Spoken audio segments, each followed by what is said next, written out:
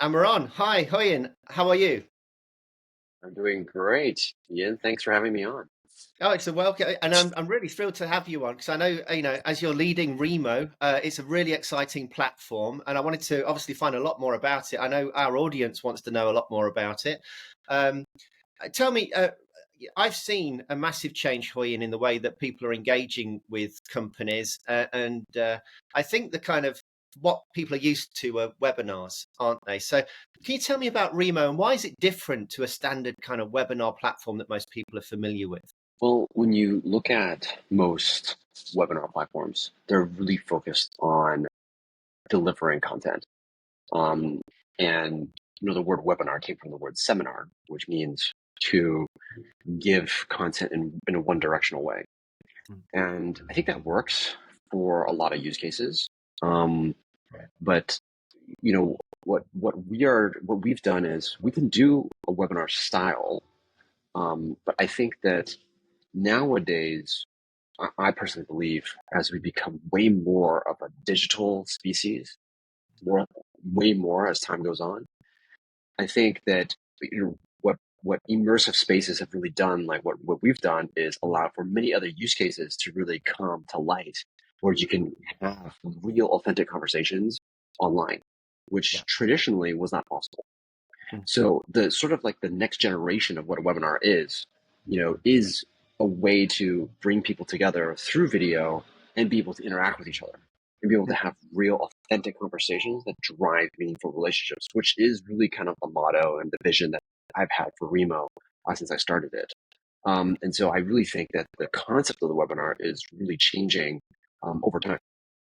And I know a lot of people, Hoyin, when they're delivering webinars or seminars, they feel frustrated really because they're doing all the talking and they really want to do a lot of listening, don't they? So how does a platform like Remo give somebody that opportunity for a two-way conversation? So Remo is an online sort of meeting space, you could say. It's a space with a bunch of tables, and you can imagine that you're looking down bird's eye view at sort of like a map, you could say, of a space. And inside that map, you can see all these tables and chairs. And each table, when you see people join that table, it's sort of like its own breakout room if you were to use like the Zoom sort of model. Mm. And each table, if you and I are in that table, we are having a conversation. No one else can hear that conversation. It's only when they double click and enter into that room, and it looks like a top down sort of like a map. Then they'll start hearing us and can start participating in our conversation. So there's this element where like I can see other people, but I can't hear them, Mm. but I want Mm. to join them. Mm. Now, the key for having conversations is that for me, conversations that can be intimate are six people or below. Because once you get above six, then it becomes more of like me kind of delivering a message to a small group or a group of people.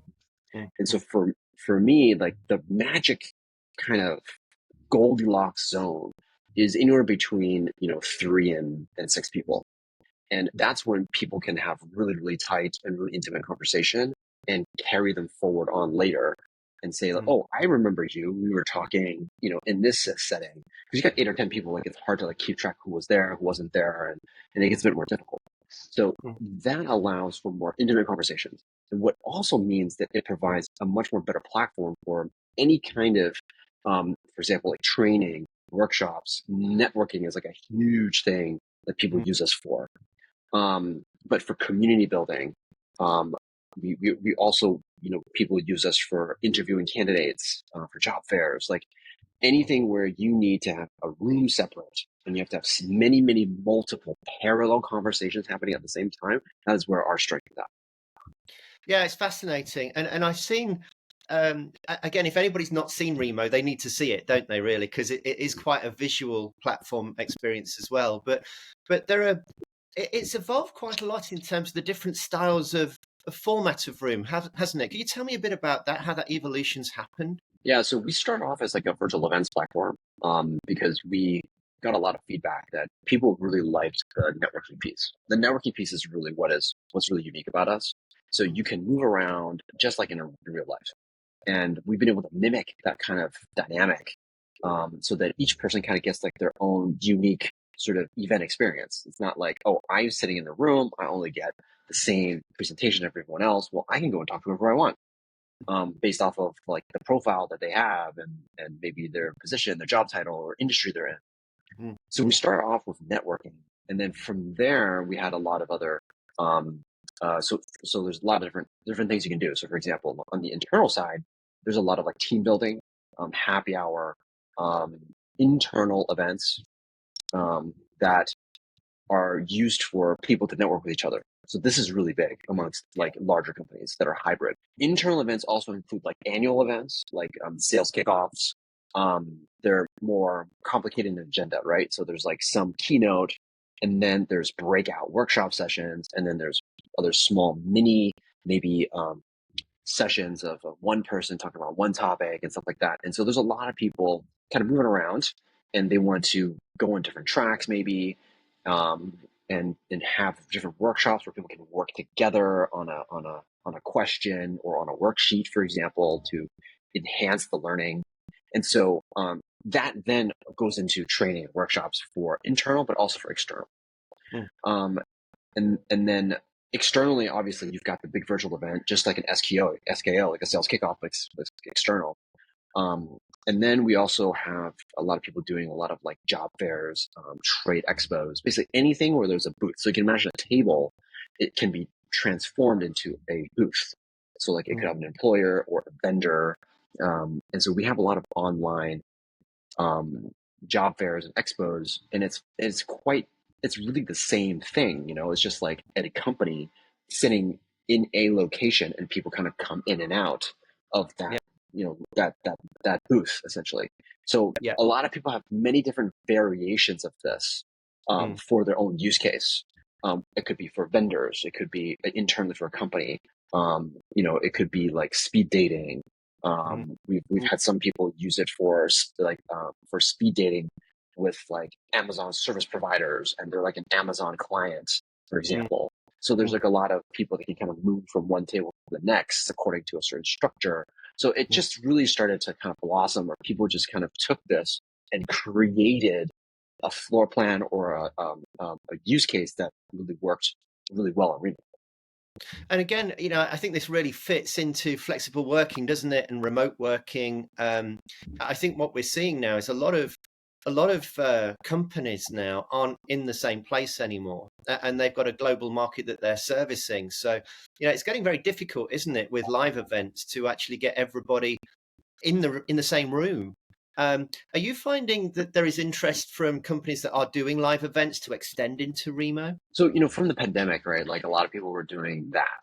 So as the pandemic has sort of uh, now more of a distant history and distant memory now, um, it really has been, it really depends. It's been depending on a lot of factors. So, for Mm, example, like the economy is not very certain around the world. mm, Um, there's also a lot of uncertainty in terms of wars. The American economy is also like uncertain as well. It's an election year. So mm, since the post pandemic, it really has been not, I would say, usual. mm, It's been unusual. And so it really depends on what people's needs are. So for example, like a lot of them were also cutting costs. So that they would also use virtual instead of physical. mm, Now we're at a point where like people are physical, and then they want to go back to virtual or do a hybrid because they want to expand the network or expand the audience. mm, Because most people, as you said, are not willing to travel as much. It's also very expensive to travel now. Expensive to stay in hotels. Expensive in general, with mm, inflation around the world. So that's also impacting people's attendance rates physically. I mean, physical events have not returned 100% back to normal pre-pandemic. mm, So, but that's only because like just the environment has changed, economically and preference wise. So, businesses have been trying to become more creative and trying to maintain that engagement, by offering different modalities of like how to attend an event. But in my personal view, like, it's not just the modality that has to be there. Like you need to create good content, and then create really interactive content, mm. because that is something that you want when you go to an event, is you interact with people. Yeah. So if you have more workshops, that allows people to work in small groups and give people the opportunity to network, then they'll gain much more value off that because they can then say, well, wow, Mm, mm, I don't mm, have to travel and I could get something pretty close to an experience as if I did. mm, And and I think that is where the new kind of, I personally, that's where the edge is in terms of mm, if you want to create engaging events, because there's so much noise. And there's mm. even more noise with AI, which I think we should definitely talk about. Yeah, yeah, yeah. Well, before we get on to AI, let's talk about sustainability because I think a lot of organizations are really now beginning to look at their ESG numbers and work out, how do Yeah, they do something better. That right, that would be right. an area that you must be thinking, well, you've got to be doing this, right? If you're a big business. Yes. So for ESG, a lot of our companies, a lot of our clients, they will use us to attain their ESG goals because by using virtual, that reduces your carbon footprint Mm, by 95%. mm, mm, 95%. mm, mm, So, and not only that, that's just the ESG component for the internal company. But, but see, the problem is that what ESG doesn't count for is it doesn't count for all the carbon footprint that's being generated by all the attendees. So, for example, you mm, created an event for 500 people, they all fly in. You're not counting all of the carbon that's being emitted or all the hotel, hospitality, food, all that mm, stuff for those mm, people that benefit the surrounding area economically. So that's mm, great economically. But then there is a huge carbon footprint aspect to that that may not be counted in the numbers mm. because it's the attendee, right? Yeah, Like you don't have the yeah, receipts of the attendees' flights, right? You can estimate it, but you may not have that. But mm, now with this, the actual carbon footprint that you're actually saving is multiples more than actually the event itself. There's yeah, yeah, multiples more. yeah, So yeah. so if we're talking about like real ESG impact, like from an absolute basis, not just from what, me as a company, what I'm doing, it's actually very significant and it's significantly undersold or underreported because it's not required. But Mm. it is very, very significant. Yeah, and I have got to move on to AI because, as you say, you can't ignore AI now as a topic, and it's affecting every industry. How is it affecting yours, Hoyin, and what do you see the opportunity is with AI? Well, for us personally, like I think there's other one few areas. One is that we can definitely leverage AI to create better experiences for for marketing and Mm, um, better discovery. Um, but but for me, like the way how I kind of perceive AI is what are the human impacts that AI has. So right now, with generative AI, there's so much impact in the way how we think about news and consume information and media. So I would say that there is going to be a huge breakdown in trust of media, social media, real media, whatever media. It's already such a dynamic and untrustworthy. Well, I don't want to say untrustworthy, but yeah, noisy environment. Now you yeah, add generative AI, it yeah, actually exacerbates that problem multiple fold. It's not like, oh, I'm going to increase the problem 50 times, 50x. It's actually increase it like 3 to 4x problematically yeah, before, if we ever try to get a control of that. And I think we will. But yeah, personally, I think that because it is harder to yes, understand what is going on through social media, through, your normal media, yeah, I think there's going to be a return to authentic interaction, like really going back to mm, basics of yeah, human interaction, of human yeah, relationships, of yeah, how do I interact with you, Ian, sit down, look each other in the eye, and really have a conversation. Now, mm, you can only do this physically in the mm, past. mm, I have to meet up with you. I have to fly to you. You're in the UK. I'm in Taiwan. mm, There's no way to really do that on a large scale. mm, But with virtual events on a Remo, you can. And mm, and I believe that there will be a kind of like a reversion to or a renaissance, maybe that's the word, the renaissance back to how do we really communicate as human beings? And I authentically know you are talking to me and we're talking about a topic and we're learning from each other and I can get information from you that's unfiltered from anything else. mm, Like it's not being filtered because of media companies or of social media and all the algo that's happening there. It's like, okay, we're talking about real stuff, which is the reason why many people go to events in the first place. But Yeah. we can recreate that online. And to me, AI is going to be driving a lot. Yeah, and Hoyan, I've got to say, with Remo, there are a couple of things I've seen from using it. The first thing is it's so intuitive. I mean, instantly, as soon as you get into it, I think a lot of people have a fear of technology, don't they, when they go in for the first time? But this technology is so easy to get familiar with, isn't it? Yeah, so during the pandemic, like we had people that were 80, 90 years old using our, like, they're seniors that I would have never imagined would come in. And so we were forced to really, really create a product that, as some people say, like, it passes the mom test, the mom test. Like, can your mom use this product? Because Yeah. if your mom can't use it, then most people. So now we have this test internally, which is, can it pass the senior test? Can it pass someone who is 90 years old and doesn't really know what Zoom is, and can they use it?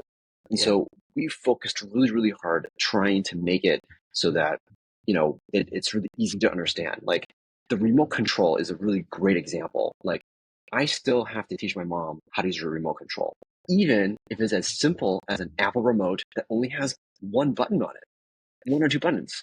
Like, they still don't understand. They still like, okay, tell me the sequence again. Like, I have to go here and then here.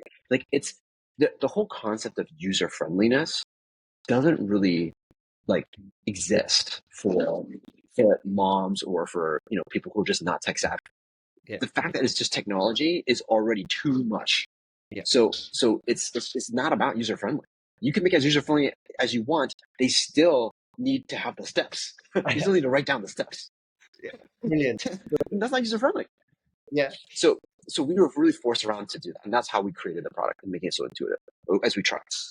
Yeah, and I think the other comment I'd make about the user experience of it is that the user has a choice with Remo, don't they? When you're going to an event, you're in control of your agenda, and I think that's so unique because when you're actually going to a webinar, of course, you kind of sit and listen, don't you? That's pretty much as much as you get. You might ask a question, but genuinely with this, you can walk around a room, make your own choices, can't you? Yeah, that's right.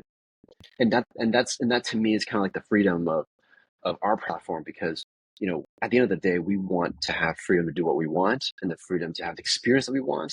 And some of the other platforms are a bit more limited in that, and we really wanted to give people that choice, and um, and kind of create their own journey throughout the event.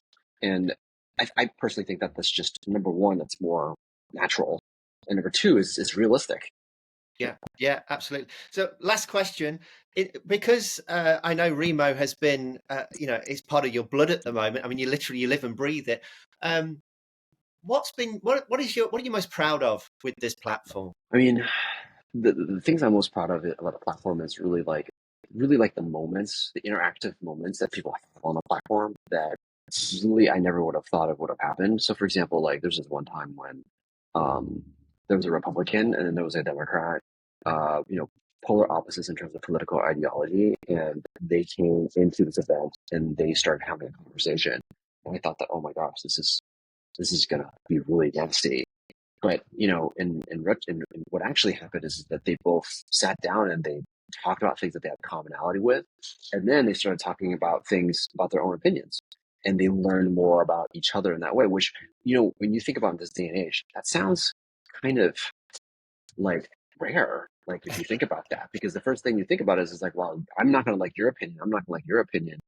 And social media really polarizes that even further, and you sometimes forget that actually social media is not real life, Mm, mm, mm. Yeah, you've got you this know? filter, haven't And you? In the middle. Yeah, absolutely. and and when you go and meet people, like people are not trolls naturally. People are not acting this way naturally, you know? Like, social media is like a slice of someone saying something in a specific situation, due to certain circumstances. You know what I mean? And Yeah, and yeah, I think we forget that. And so when they saw that, I was like, wow, like, we can actually bring people together and people can have conversations and learn about each other. Like, it's like I think this happened a lot. I guess, like, I feel, before social media, and I think we've kind of lost a lot of that. And I think those are the things that makes me most proud because it makes me feel that we're really trying to help out um, like just human beings in general to like just expand their awareness and just learn more about different people and just have that different experience and not just be cooped up to looking at your phone and just like consuming the same media all the time. Like to me, that's what's more that makes me more proud. Great stuff. Hoyen, we're almost out of time. Just to say, if for people that haven't tried Remo, what do they do? What do they do next? Yeah, so it's the website is called Remo, Remo .co. So it's Remo.co, not .com. Yeah. Remo.com is the drum manufacturer. It's a very well-known drum manufacturer. They make great drums, but it's not our website. So you need to go to Remo.co, or you can search Remo virtual events, and you can check out our website. Brilliant stuff. Thanks very much for your time today, Hoyen. It's been a pleasure. Cheers for now. It's been a pleasure. Thank you so much.